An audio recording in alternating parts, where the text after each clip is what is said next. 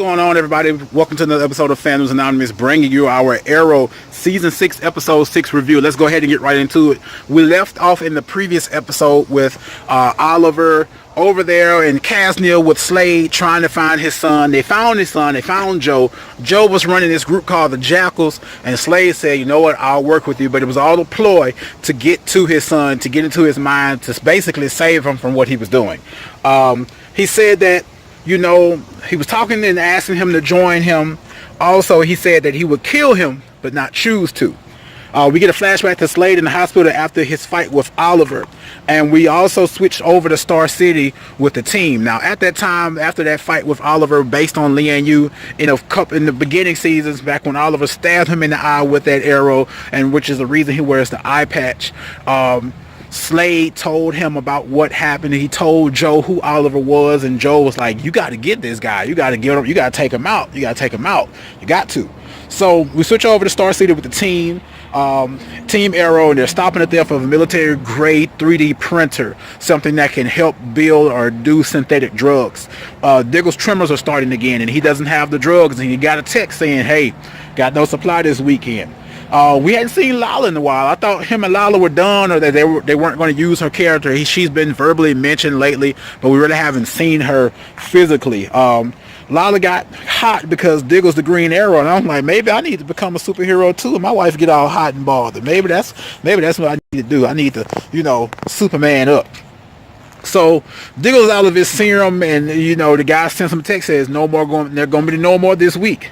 Oliver confronts Slade. We're back in Casnia. This episode jumped back and forth a lot. It was a lot of jumping this week. It was a lot of bam bam flashback, move forward, move past, switch over to Arrow, Team Arrow and Diggle, switch over to Oliver and Slade and Joe. If that was one complaint I had about the episode this week, it was the flopping back and forth between scenes and locations and flashbacks and time periods. Oliver confronts Slade and tells him that he needs to go home, and Slade's like, no, I have to save my son. Slade is trying to compromise what Joe was doing to keep him safe. Flashback to Joe and Slade training. He was having visions of Oliver and having visions of Shadow, saying, you need to get Oliver, you need to take him out. You got to remember, Slade was still being affected by that Mirakuru drug.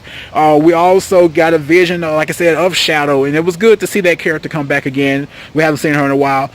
Diggle meets with the people who make the drug that helps him with the tremors, and Diggle also realizing that he's dealing with someone who's very dangerous. Diggle is dealing with the same exact person that they tried to stop just that week prior, earlier in the episode. The same exact person that Diggle was going after, the Dragon, that's what he calls himself, or Mr. Diaz, I think it was Ricardo Diaz or Rico Diaz. That's the same guy that he was trying to stop, that Team Arrow is going after. So he's kind of conflicted because it's like, man, I'm the Green Arrow now. I don't want to take out my drug man, that's been helping me with these tremors. So that's kind of, it's got a little conflict going on right there. We go back to Joe and Deathstroke. They're stopping a convoy, and Deathstroke shot a guy in the leg, and everybody else was shooting to kill, but Deathstroke was like, he doesn't go that far anymore. He's not that deep into it like he used to be. And Joe said, like, we don't leave no witnesses, and he kills the guy. And he was like, you didn't have to do that. So we already see how Deathstroke is turning, or how he has turned. It's been a lot of moments this season where they make you think Deathstroke is just about to turn back into his natural self, and he does some type of redeeming factor. And they, even in this episode, he was about to kill Oliver, and we just knew he was going to kill Oliver. And Oliver, he was not making it convincing that he wasn't going to kill him, but he ended up breaking him free so they could stop Joe. Another thing is Oliver is trying to find a way to stop this bomb that they're trying to produce, to blow up whatever it is they're trying to blow up. Like I said, this episode was truly and really all over the place. It was really hard to keep up.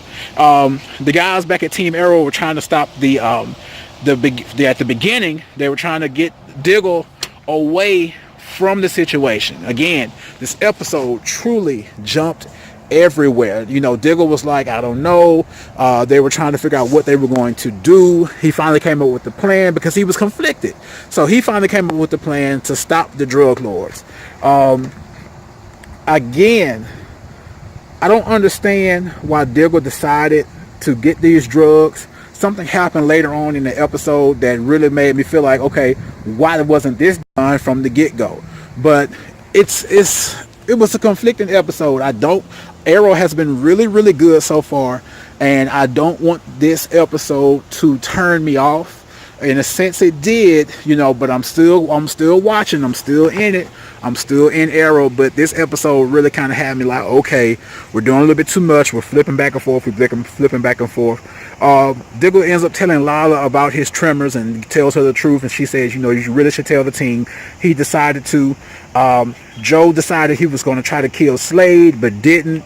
And he got away, and Slade just said, look, I got to go after both of my sons now.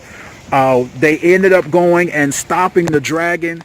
Just as they were getting ready to stop him, Diggle saw all of the drugs in a box, the drugs that was helping him. The dragon lit up the place and blew it up, and Diggle was conflicted because he was about to go run through the fire and grab all those drugs he could so he could stop those tremors. But at the end of the episode, one thing that really, really happened was Curtis coming out and saying, like, look, why didn't you come to me? I can help you. I helped Felicity start to walk again. And I was like, you're right, Curtis. You are absolutely right. So other than that, this was a great episode.